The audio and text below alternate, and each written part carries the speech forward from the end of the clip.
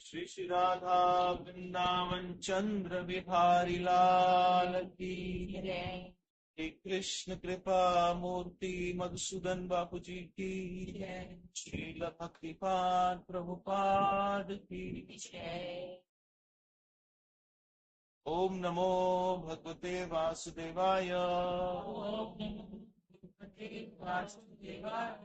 ओम नमो भगवते वासुदेवाय। ओम नमो भगवते वासुदेवाय। कृष्णाय वासुदेवाय देवकी नंदनाय च नंदगोप कुमाराय गोविंदाय नमो नमः। हे कृष्ण करुणा सिंधु दीनबंधु जगतपते गोपेश गोपीकांत राधा कांत नमोस्तुते।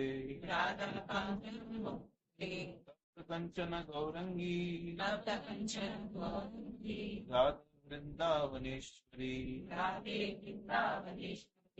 वृषभानुसुत देवी प्रणमामि हरिप्रिया। श्री कृष्ण चैतन्य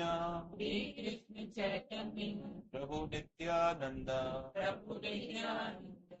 श्री अद्वैत गदाधर श्रीवासादि गौर भक्त वृंद। हरे कृष्णा कृष्णा कृष्णा हरे हरे हरे राम राम राम हरे हरे।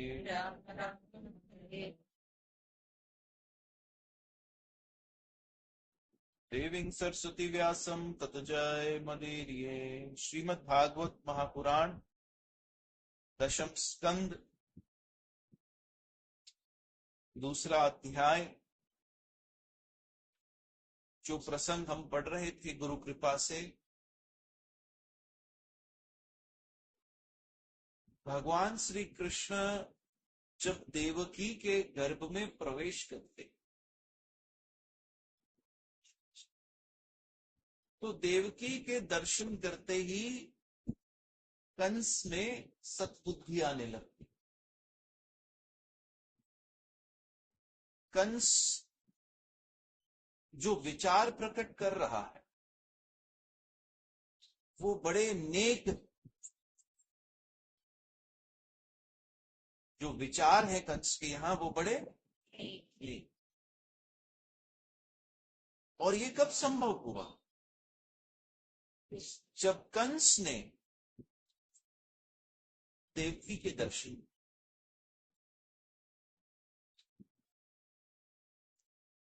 अर्थ ये है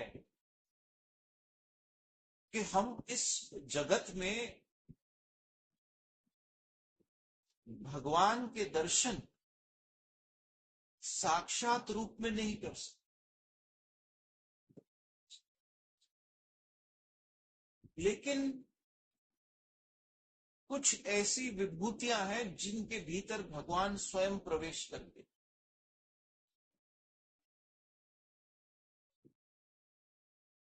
देखिए, कृष्ण के कई अवतार हैं, आपको पता है?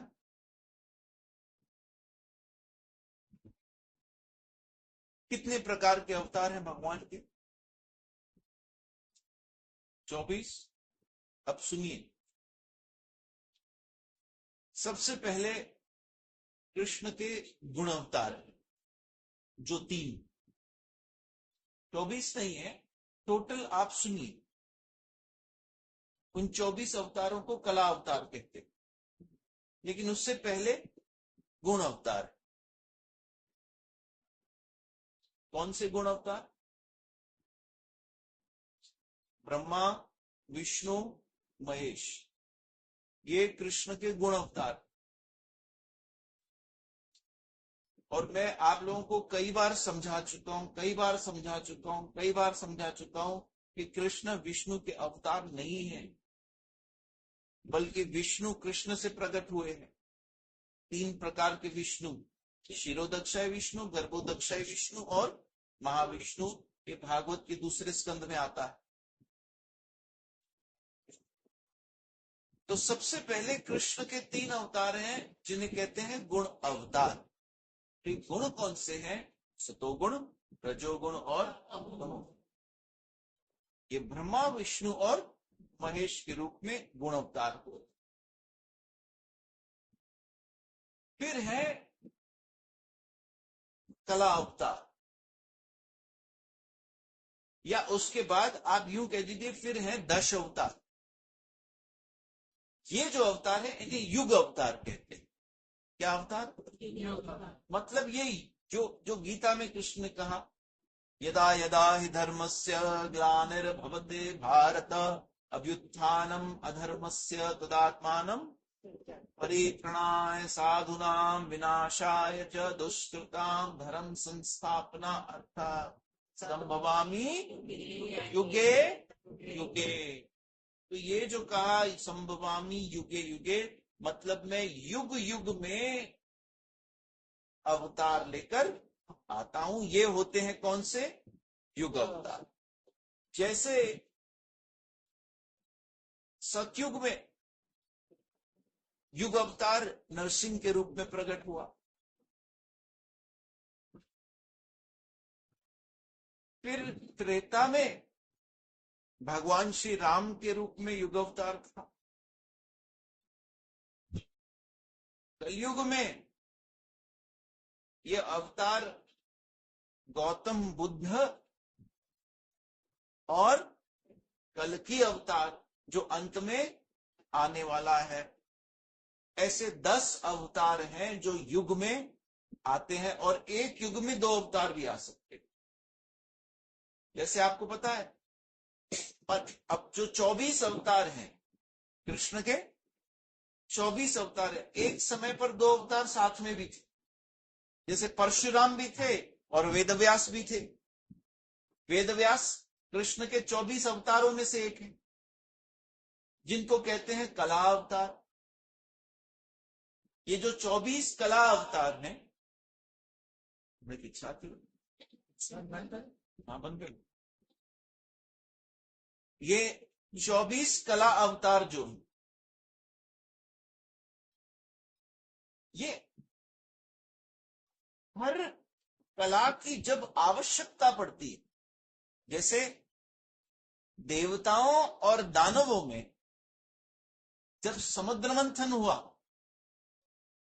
और जब अमृत दानवों के हाथ चला गया, तो देवताओं ने भगवान से कहा, भगवान अब आप ही कोई कला दिखाइए अपनी, हमारा तो अमृत दानवों के हाथ चला गया, त्राहे त्राहे हो जाएगी। अगर ये अमृत उन्होंने पी लिया तो वो अमर हो जाएंगे। तो भगवान उस समय धनुष बाण लेकर नहीं आए, उस समय सुदर्शन लेकर नहीं आए, उस समय नरसिंह की भी जरूरत नहीं थी। उस समय जो दानवों का वीक पॉइंट था, स्त्री को देखकर मोहित हो जाना, पिघल जाना, उस समय उसकी आवश्यकता थी कि बड़े बड़े सूझबूझ से उनके हाथ में जो अमृत चला गया है वो वापस ले आए। तो इतना सुंदर स्वरूप बनाया मोहिनी रूप का, जिनके दर्शन कर कर भोलेनाथ भी मुक्त हो गए। भागवत में आया, भोले बाबा अगर मोहित हो सकते हैं तो सिर्फ कृष्ण पे ही हो सकते हैं। श्री राधे से आपको कहीं भोलेनाथ की कोई कथा नहीं मिलेगी कि भोलेनाथ सदैव वैराग में और तप में। लेकिन जहां जहां कृष्ण आए, भोलेनाथ कहीं ना कहीं मोहित हुए। फिर चाहे वो गोकुल की गलियां हो, चाहे वो वंशी वट का वो रास मंडल हो, चाहे वो मोहिनी रूप क्यों न। तो मोहिनी रूप धारण करना पड़ा। फिर जब समुद्र मंथन के लिए इतना बड़ा पहाड़ जिसको मथनी बनाना था, वो पानी में अगर उसे रखा, उस पहाड़ को, तो वो पहाड़ रुक नहीं पाएगा। और अगर धरती, मंदराचल पर्वत को मथनी बनाया गया, तो जब धरती पर उसे रखा भी जाए तो वो धरती को फाड़ कर नीचे निकल जाए, इतना बड़ा विशाल पर्वत। तो उस समय किसकी आवश्यकता थी? कच्छ की। फिर राजा सत्यव्रत जब देखते हैं कि प्रलय आने वाली है, पूरा संसार डूबने वाला है, उस प्रलय में नाश होने वाला है, तो अपने भक्त को बचाने के लिए उस समय किस रूप की आवश्यकता थी? पानी से बचाने की, मत्स्य की। तो भगवान ने मत्स्य अवतार ले लिया। जहां जहां जैसे जैसे जरूरत पड़ी, भगवान वहां उस रूप में प्रकट हो गए। याद रखिएगा कि वो आज भी हमारे सामने आते हैं, याद रखिएगा, बस हम उसे पहचान नहीं पाते। क्योंकि हमने कौन सी छवि बनाई है? हमने बनाई है वो बांसुरी वाला, वो पीली पीतांबर वाला, वो मोर मुकुट वाला है वही। लेकिन जहां जैसी आवश्यकता पड़े वो रूप लेकर आ जाता है। उस रूप में वो आ जाता है हमारी मदद करने। मत्स्य की आवश्यकता थी तो वह बांसुरी का क्या काम? या प्रहलाद की रक्षा करनी थी तो फिर वहां बांसुरी क्यों लेके आएंगे ठाकुर जी? वहां तो बड़े बड़े नख के साथ आए। उग्रम वीरम महाविष्णुम ज्वलती, जिनके आंखों से, जिनके मुख से ज्वालाएं निकल रही। नमस्ते नरसिंहाय प्रहलाद लाद दायिने हिरण्यकशिपु वक्षः शीलतंका नखालाये हितो नरसिंहो बहेर नरसिंहो यतो यतो या परतो नरसिंहो। तो ऐसा रूप धारण करके आए, क्योंकि प्रहलाद के लिए उसी रूप की आवश्यकता थी। प्रहलाद की रक्षा के लिए जिस रूप की आवश्यकता थी वही रूप लेकर आए। एक बार एक छोटी सी कथा सुनाता हूं। एक भक्त था, जहां वो रहता था वहां ऐसे ही कुछ बारिश पड़ी और बारिश के कारण बाढ़ आ गई। बाढ़ आई, पानी भरने लगा, पानी भरने लगा, पानी भरने लगा। तो जब बाढ़ पानी भरने वाला था, उसका घर डूबने वाला था, तो एक व्यक्ति आया, कहा चलो यहां पानी आने वाला है, मेरे साथ चलो, मैं गाड़ी लाया हूं, अभी चलते हैं। तेजी से भगाते हैं और ये पानी जब तक भर जाए तब तक हम बाहर पहुंच जाएंगे। उसने कहा नहीं, मुझे बचाने तो भगवान आएगा, मैं तो उसका भक्त हूं, मुझे बचाने भगवान आएगा। फिर थोड़ी देर बाद पानी भर गया, घर डूबने लगा, तो वो बचाने वाले नाव लेकर आते हैं ना, जब बाढ़ आ जाती है। तो एक व्यक्ति नाव लेकर आया, कहा चलो चलो नाव में बैठ जाओ, मैं तुम्हें ले चलने के लिए आया हूं। कहा नहीं, मुझे बचाने तो भगवान ही आएगा, मैं उसका भक्त हूं, मुझे उस पर विश्वास है, आएगा, मुझे बचाने आएगा। अब वो नाव भी चली गई, घर और डूब गया, वो जाकर छत पर बैठ गया। अब ऊपर से हेलीकॉप्टर आया नेवी का, कहा चलो तुम अभी तक फंसे हो मेरे साथ, ये सीढ़ी फेंक रहा हूं, पकड़ो और चलो। कहा नहीं, मुझे बचाने भगवान आएगा, मैं उसका भक्त हूं, सत्संग सुनता हूं, माला करता हूं, मुझे बचाएगा वो। और आखिर वो डूब गया और मर गया। ऊपर पहुंचा भगवान के पास, कहा भगवान मैंने तेरा इतना भजन किया, इतनी कथा सुनी, इतना सत्संग में गया, लेकिन तू मुझे बचाने नहीं आया। उल्लू के पट्टे एक नहीं 3 बार आया, तू मुझे पहचान नहीं पाया। इसलिए जब जहां जैसी जरूरत है वो उस रूप में ही आएगा। और हम सोचते बैठे हैं आएगा बंसी बजाता हूं। और एक बात कहूं, कभी कभी मैंने तो ये भी देखा है, किसी की तबीयत खराब हो जाती है, थोड़ा सा बुखार हो जाता है, थोड़ा सा सर में दर्द हो जाता है, तो कहते हैं भगवान है ना, मां डॉक्टर वट नवेनम, मां गोरी न खाइनम, भगवान है ना वो सब। जो काम एक 5 रुपए की गोली से हो सकता है, उसके लिए आप ठाकुर जी को क्यों तकलीफ देना चाहो?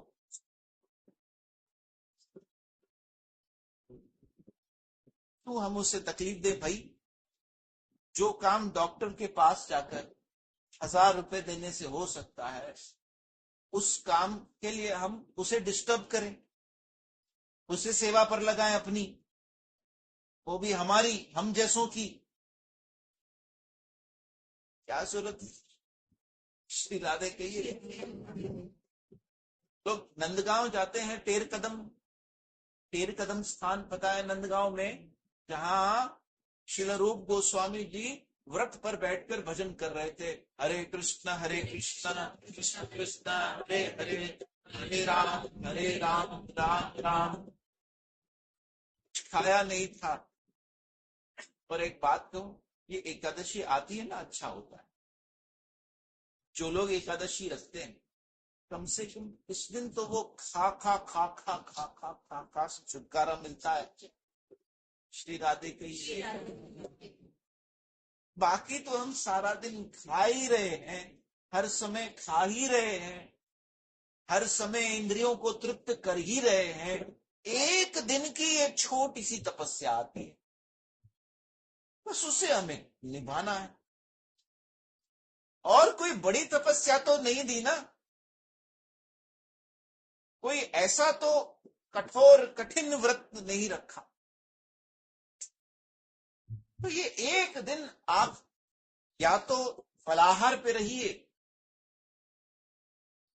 अगर उससे भी ज्यादा आप में शक्ति है, सामर्थ्य है, कोशिश कर सकते हो तो जल पर रहिए। लेकिन एकादशी के व्रत को बिल्कुल ऐसे समझिए कि इस दिन ये जो हमारा शरीर है, इससे हम कम से कम काम। इस दिन उपवास, मतलब इस दिन भगवान के निकट वास करने का दिन, हरि कथा कीर्तन और सत्संग का दिन। अब तो माहौल कलयुग में बिगड़ता जा रहा है, लोग अपने अपने अनुसार होते जा रहे हैं, तो कोई रखता है तो कोई नहीं रखता है। पहले तो परिवार के सारे लोग, मोहल्ले के सारे लोग रखा करते थे, आसपास सब श्रद्धालु हुआ करते थे, सब हरि भक्ति हरि भजन। वो तो रात भर बैठ के जगराता करते। एकादशी का जगराता होता है जिस दिन रात भर कीर्तन होता है, भगवत गीता का पाठ होता है कि समय निकले और हम ज्यादा से ज्यादा लाभ ले पाए। तो भगवान श्री कृष्ण किसी रूप में हमारे पास उपस्थित हो सकते।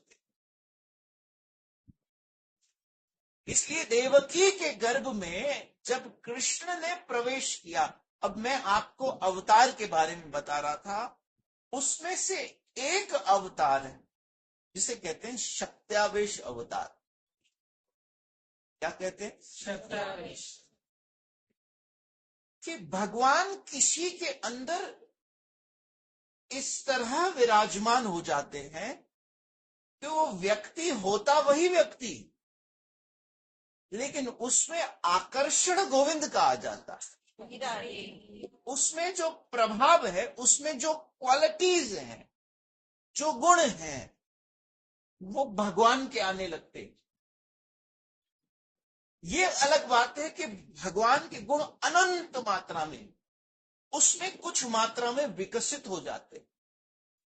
जैसे अगर भगवान का गुण है दयालु होना, तो वो व्यक्ति अत्यंत दयालु हो जाएगा औरों पर। भगवान का एक गुण है आकर्षण, तो वो व्यक्ति कुछ कहे न कहे, उसे देखकर स्वयं से ही लोगों को अच्छा लगने लगे। फिर एक गुण है भगवान का ज्ञान, परम ज्ञान। जिसके पास ज्ञान अनंत मात्रा में, भगवत गीता सुना दी, तो ये गुण भी उसमें प्रकट होने लगे। इसीलिए जब हम गुरु महाराज के दर्शन करते, तो उन्हें शास्त्रों ने भगवान का सत्यावेश अवतार बताया, कि जिसके अंदर भगवान विद्यमान हो जाते हैं। इसीलिए उनको कृष्ण कृपा मूर्ति कहा गया, कि ये कौन है? कृष्ण की कृपा की मूर्त है। ये कृष्ण नहीं है। गुरु भगवान नहीं होता। गुरु हमेशा अपने आप को भगवान का दास ही बताता है, लेकिन जो उनका शिष्य है उसका ये कर्तव्य है कि वो हमेशा अपने गुरु को भगवान समान ही माने। इसीलिए संत कबीर ने भी कहा, गुरु गोविंद दऊ खड़े, काके लागू पाए।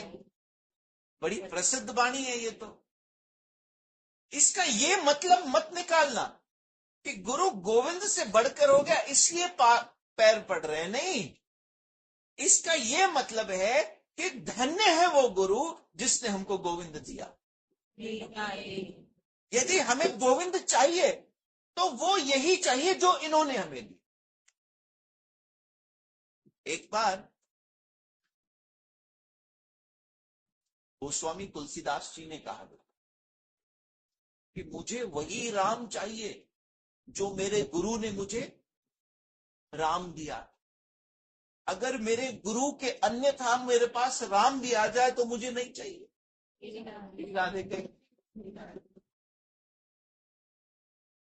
अगर गुरु के अन्यथा राम भी आ जाए तो फिर नहीं चाहिए भाई, क्योंकि हमें क्या पता हमारी कौन सी ऐसी बुद्धि है, या हम में ऐसा कौन सा गुण है, कौन सा सद्गुण है, ऐसा कौन सा ज्ञान है जो हम उसे समझ पाएंगे, पहचान पाएंगे, देख पाएंगे। कहां हम तो आए ही अंधकार में हैं। इसीलिए शास्त्रों में उद्धव गीता में कहा कि सारे ऋण इंसान उतार सकता है, लेकिन एक ऋण नहीं उतार सकता जिसने उसे कृष्ण से मिलाया, जिसने उसे कृष्ण दिया, ये दी। इसलिए यहां वसुदेव और देवकी दोनों वो शक्त्यावेश रूप में आ गए हैं, क्योंकि अब कृष्ण उनके अंदर विद्यमान हो चुके हैं। आप देखिए वसुदेव जी, मैं आपको पिछले सत्संग में भी जब पढ़कर सुना रहा था, तो वसुदेव जी ने पहले जल के द्वारा देवकी के अंदर कृष्ण प्रदान किए। सुना आपने? याद है आप लोगों को ये कथा? फिर इसके बाद क्या हुआ? इसके बाद देवकी के अंदर कृष्ण प्रकट हुए, अर्थात वसुदेव जी यहां गुरु तत्व है जो कृष्ण प्रदान कर रहे हैं। और कृष्ण प्रदान करने के बाद जब एक साधक अपने गुरु द्वारा प्रदान किया हुआ कृष्ण, इसीलिए मैं ये तुलसीदास जी का उदाहरण दे रहा था, गुरु के द्वारा जब हम कृष्ण तत्व को समझते, गुरु के द्वारा जब हम कृष्ण को पहचानते हैं, तो कृष्ण भी हमें उसी गुरु के द्वारा पहचानते हैं। वो हमें हम कोई मीरा नहीं है भाई। अरे मीरा को भी रायदास ने दीक्षा दी। हम कोई ऐसे भक्त नहीं है कि कृष्ण में खुद जानेंगे या पहचानेंगे। हमारे जैसे तो कई कीड़े मकोड़ों की तरह आए और कई चले गए। हम में कोई ऐसी खूबी, कोई ऐसी बात नहीं है इस भ्रम में मत रहना कभी कि हमने कोई ठाकुर जी की कोई सेवा भी कर ली, कोई उन्हें प्रसन्न भी कर लिया।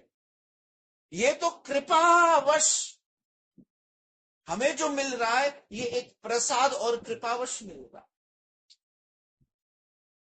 न मुझ में ऐसे कोई गुण है और ना हम यहां जो बैठे हम में से किसी में ऐसा कोई गुण कि वो हमारी तरफ देखें भी। ऐसा कर क्या लिया हमने, बताइए श्री राधे कृष्ण। क्या हमने प्रहलाद से अधिक तपस्या कर ली? क्या मीरा से अधिक हमने बलिदान दे दिए? कुछ भी नहीं किया। फिर कैसे ये हो रहा है हमारे जीवन में कि कृष्ण नाम भी हो रहा है, कृष्ण कथा भी हो रही है, कृष्ण भक्ति भी हो रही है? ये कैसे थोड़ी थोड़ी धीरे धीरे से ही गाड़ी कैसे आगे बढ़ रही है कृष्ण की तरफ? कृपा राधे। इसलिए जब देवकी रूपी साधक ने वैसे ही कृष्ण स्वीकार किए जैसे उसे गुरु तत्व रूपी वसुदेव से मिले, तब देवकी के अंदर एक प्रकाश हो गया और फिर देवकी भी कृष्ण देने वाली बन गई। अर्थात फिर वो भाव जिससे कृष्ण को कहीं भी प्रकट किया जा सकता, जिससे कृष्ण को कहीं भी प्रकट किया जा सकता है, यहां इस क्षण भी युग। देखिए, कृष्ण कोई समय, लोकेशन या इन सब के मोहताज नहीं है। श्री राधे कहिए ना। ऐसा नहीं है कि वो गए द्वापर युग में तो अब नहीं आ सकते। अरे वो कहीं गए ही नहीं, वो यही यही यही यही है। वो थे और यही हैं। आप मुझे बताइए, दूध में घी है या नहीं? है ना? लेकिन दूध तो दूध है, उसमें से घी निकालने का एक प्रोसेस, उसको हमें मथना पड़े। इसी तरह से कृष्ण है, लेकिन वो कृष्ण प्रकट हो उसके लिए एक प्रोसेस, उसके लिए एक प्रोसेस। और आप कहीं भी रहो, किसी भी स्थिति में रहो, किसी भी देश में रहो, किसी भी काल में रहो, किसी भी युग में रहो, कृष्ण को एक क्षण में प्रकट किया जा सकता है। क्षण में, एक क्षण में। और ये सिर्फ मैं कहने के लिए नहीं कह रहा, ये इतना ही संभव है जितना कि हर सुबह सूर्य प्रकट होता है। रोज सुबह सूरज आता है, इसमें कोई आश्चर्य होता है? सूरज आ गया, सोचते हैं हम ऐसा। ऐसे ही कृष्ण भी प्रकट है, इसमें कोई आश्चर्य मत कीजिए कि वो हर क्षण प्रकट हो सकता है। बस उसे प्रकट करने वाला कोई चाहिए। श्री राधे और प्रकट करने वाला वो भाव होता है। वृंदावन में एक पीसी मां रहती थी। पीसी मां आई थी बंगाल से। गौड़ीय हमारे ही वैष्णव संप्रदाय की दीक्षित पीसी मां अपने साथ लाई थी तो छोटे छोटे गौर निताई, तो छोटे गौर निताई लाई। लेकिन पीसी मां उन गौर निताई को अपना बच्चा मानती, अपने बेटे मानती थी। कहती थी ये कृष्ण, ये बलराम, ये गौर, ये निताई, ये मेरे दोनों बेटे। और देखिए, जब हमने कहा कि ये मेरे हैं, तो कहा और माना, ये दोनों बहुत अलग बात होती है। कई लोग कहने के लिए कह देते हैं कि हाँ कृष्ण हमारा बेटा है, कृष्ण हमारा ये है, कृष्ण हमारा वो है। लेकिन जब उसे हृदय की गहराई से मान लेते हैं कि ये मेरा बेटा। तो कृष्ण के पास कोई ऑप्शन नहीं बचता, फिर उसे बेटा बनना ही पड़ता है। और आज भी वृंदावन का ये इतिहास कहता है, आप चले जाइएगा लोई बाजार से जब राधा रमन की तरफ जाते हैं, पीसी माँ का मंदिर, उसका जो घर है वो आज भी वही है। वो लाई थी छोटे, लेकिन वही गौर निताई बड़े होते चले गए। जैसे बच्चे बड़े होते हैं ना, बच्चे ग्रो अप होते हैं, वैसे वो पीसी माँ के गौर निताई बड़े होते चले गए और इतने बड़े हो गए। ये कैसे प्रकट हुए? क्योंकि ये भाव था, और भगवान को सिर्फ वो भाव ही दिला सकता। और वो भाव द्वेष रहित होना चाहिए। सबसे पहले भाव किस हृदय में पैदा होता है? मैं फिर कहता हूं, इस भ्रम में मत रहना कि हमारे अंदर ठाकुर जी के लिए बड़ा भाव आ गया। भाव उस हृदय में पैदा होता है जिस हृदय से द्वेष जा चुका है, जिसमें किसी जीव के लिए अब द्वेष नहीं बचा, किसी के लिए कंप्लेंट्स नहीं बची, शिकवा नहीं बची। उसके जीवन में जो घट रहा है वो कृष्ण की कृपा मानकर ही स्वीकार कर रहा है। उसी हृदय में भाव फलीभूत होता। नहीं तो एक होता है, हमारे परम गुरुदेव से एक बार किसी ने कहा, श्रील प्रभुपाद जी से, कि अच्छा है कि हम कृष्ण भक्ति में हैं, इस संसार में रहकर भी हम, इस माया में रहकर भी हम कृष्ण। उन्होंने कहा ये मत समझना, उन्होंने कहा कि हम माया में रहते हैं, कभी कभी कृष्ण भक्ति में जाते हैं। हम रहते हैं, हमारी बुद्धि हमेशा माया से भ्रमित रहती है, सिर्फ कभी कभी वो अंदर का भक्त जो है वो जागता है।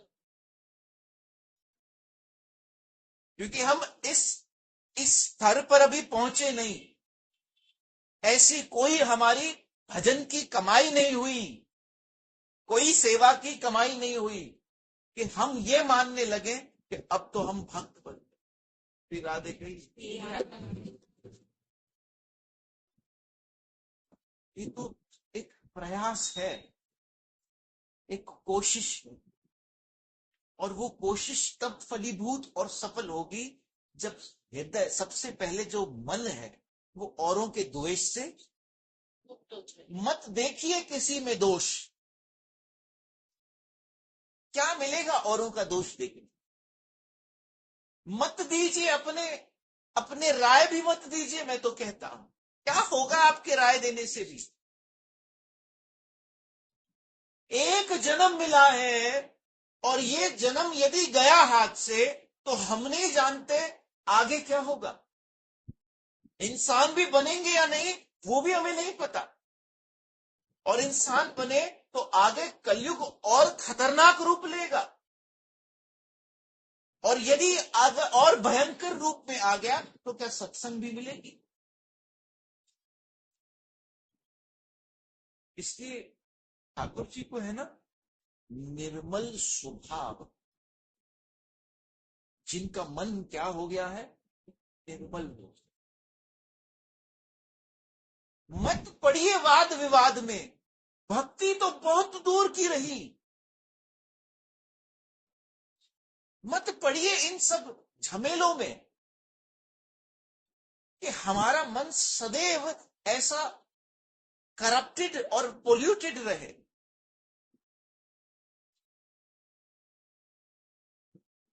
इसलिए कृष्ण तत्व तो वही विराजमान होता है जो देवकी की तरह बिल्कुल निर्मल, और फिर वो कृष्ण प्रकट कर। इसलिए कंस के कारागृह में जहां चारों तरफ अंधेरा था, वहां पर भी देवकी ने कृष्ण को प्रकट कर दिया, प्रकट कर दिया। इसलिए आपके चारों तरफ भले ही दुखों का अंधकार क्यों न हो, आप उसके बीच में चमकते हुए रहना, क्योंकि आपके अंदर कृष्ण विद्यमान होना चाहिए। हम भाग्यवान है कि सत्संग मिली। जो सत्संग के प्रति कायरता करे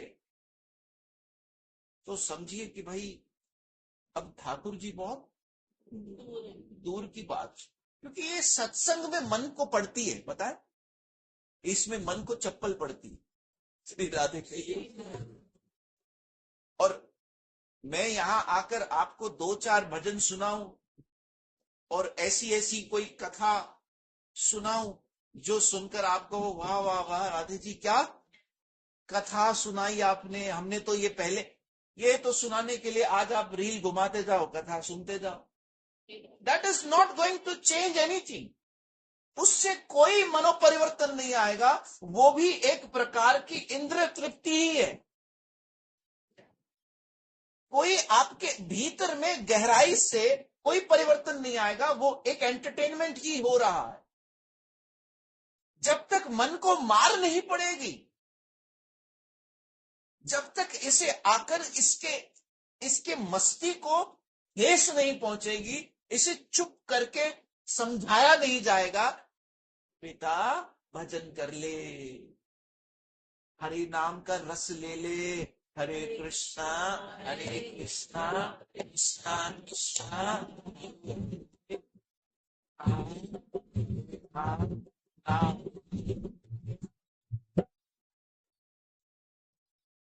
कृष्ण देने वाले बन गए, कृष्ण प्रदान करने वाले बन गए। इसलिए देखिए, कृष्ण देव की वसुदेव के पास आते ही उनके पास रहे, क्योंकि वो कृष्ण देने वाले बन गए।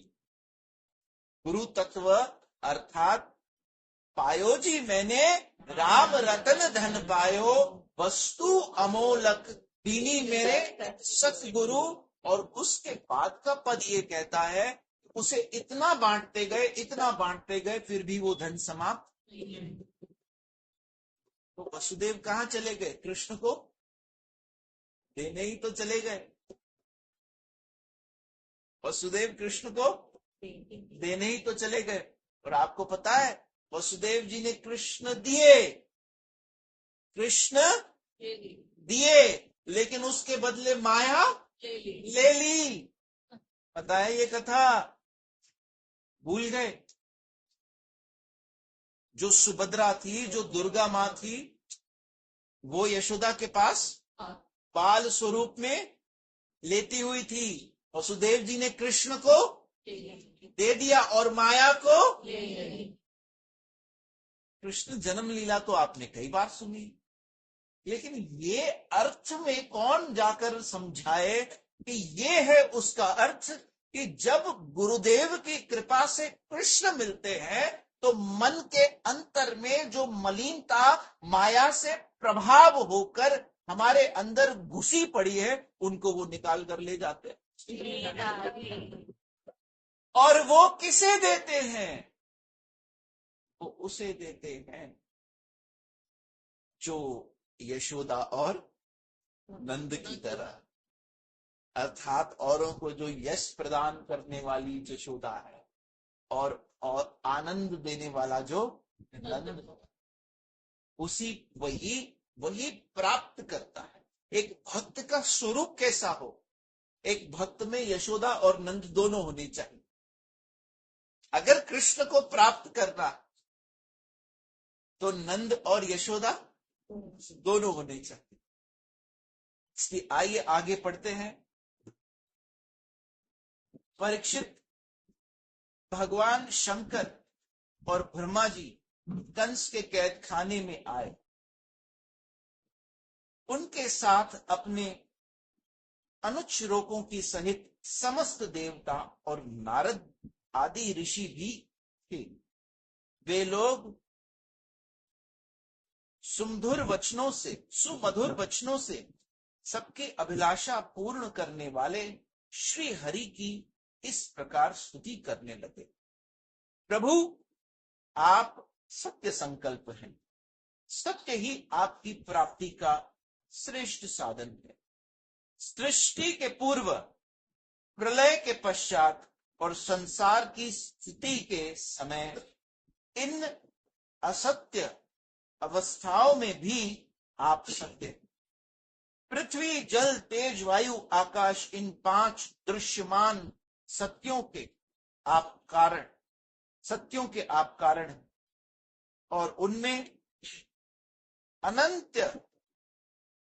अनंतमयी रूप से विराजमान भी है। आप इस दृश्यमान जगत के परमार्थ स्वरूप हैं। आप ही मधुरवाणी और समदर्शन के प्रवर्तक हैं। भगवान, आप तो बस सत्य स्वरूप ही हैं। हम सब आपकी शरण में आए हैं। ये कौन कह रहे हैं? शिव जी, ब्रह्मा जी और समस्त देवतागण कृष्ण की आकर स्तुति कर रहे हैं और कह रहे हैं कि आप ही परम सत्य हैं और हम आप ही की शरण। इसलिए जिसकी देवता भी स्तुति करते, शिव जी भी स्तुति करते, ब्रह्मा जी भी स्तुति करते हैं, हमारे अत्यंत सौभाग्य है कि हम भी उसी की ही स्तुति कर रहे हैं। हरे कृष्णा कृष्णा कृष्णा हरे हरे, हरे राम राम राम। ऐसा नहीं है कि हम उसे मान रहे हैं जिसने कहा कि मैं भगवान, जो 20 साल पहले भगवान बना है, जो 30 साल पहले भगवान बना है, जिसकी कुंडलिनी जागृत हो गई तो कहता है मैं ही भगवान, जिसके नाम के मंदिर बन रहे हैं, जिसका कई शास्त्रों में वर्णन नहीं है लेकिन लोग हजारों लाखों की संख्या में वहां जा रहे हैं, जिसका हमारे धर्म से लेना देना भी नहीं है, वहां पर भी लोग जाते हैं, वहां पर भी जाकर मत्था टेक कर आते हैं, मजारों में भी जाते हैं, पीरों के पास भी जाते हैं, फकीरों के पास भी जाते हैं। अरे जरा आंखें खोलकर देखिए भागवत में कि कृष्ण की महिमा और कृष्ण की स्तुति ब्रह्मा, शिव और महेश भी गा रहे हैं, नारद भी गा रहे हैं और हम उसी की स्तुति गाने के लिए यहां एकत्रित होते। कोई आलू चालू वो क्या कहते हैं, क्या कहते हैं उसको, लप्पू झल्ला, पता नहीं कहां से शब्द याद आया मुझे, कि जिसका कोई न सर न पैर, लेकिन फिर भी लोग माने जा रहे हैं, भीड़ भाग रही है, लेकिन भागवत में तो देखिए कि कृष्ण की महिमा हो गई। हरि कथा, हरि अनंत, हरि कथा अनंत। मुझे तो कभी कभी ऐसे लगता है कि अगर आप लोग जल्दी में ना हो तो मैं पढ़ता जाऊं, सुनाता जाऊं, पढ़ता जाऊं। कुछ ऐसे भी लोग आएंगे देखना, जो सिर्फ बहुत आनंद आता है, आएंगे जो सिर्फ सुनना चाहेंगे, और फिर मेरे पास सुनाने के लिए बहुत कुछ, सिर्फ सुनने वाले नहीं। श्री राधे कहेंगे नहीं, आप हो ऐसा नहीं कह रहा हूं, नहीं हो,